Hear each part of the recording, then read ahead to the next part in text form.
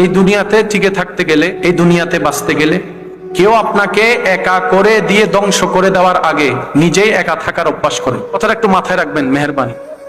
কেউ আপনাকে দুনিয়াতে একা করে দেওয়ার আগে আপনি নিজে একা থাকার অভ্যাস করেন, আর একা থেকে আপনি আপনার রবের সাথে প্রেমের সম্পর্ক তৈরি করার চেষ্টা করেন। কারণ আপনি যখন একা থাকা শিখে যাবেন, পৃথিবীর কেউ আপনাকে আর একা করে দেওয়ার ভয় দেখাতে পারবে না। আপনি যখন একা থাকা শিখে যাবেন, পৃথিবীর কেউ আপনাকে পথে একা চলার ভয় দেখাতে পারবে না। আপনি যখন একা থাকা শিখবেন, একা চলা শিখবেন, পৃথিবীর কেউ আপনাকে মায়ার জালে আর বন্দী করতে পারবে না।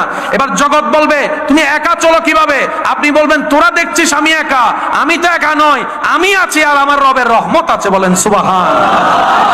আর আমার রবের রহমত চোখ দিয়ে দেখা যায় না, এটা ভিতর থেকে অনুভব করতে হয়। অন্যকে ইজ্জত দিবেন, নিজের ইজ্জত আল্লাহ পাক ব্যবস্থা করে দিবেন। অন্যের মুখে হাসি ফুটিয়ে জীবন যাপন করার মধ্যেই নিজের সুখ লুকায়িত। অন্যের মুখ থেকে হাসি কেড়ে নিলে নিজে সুখী থাকা যায় না। আর যারা সুখী আছে দেখায়, ওরা উপরে দেখায়, ভিতরে সবার আগুন ঠিকই জ্বলে, লোক লজ্জার ভয়ে বলতে পারে না। কথা বলেন ঠিক কিনা?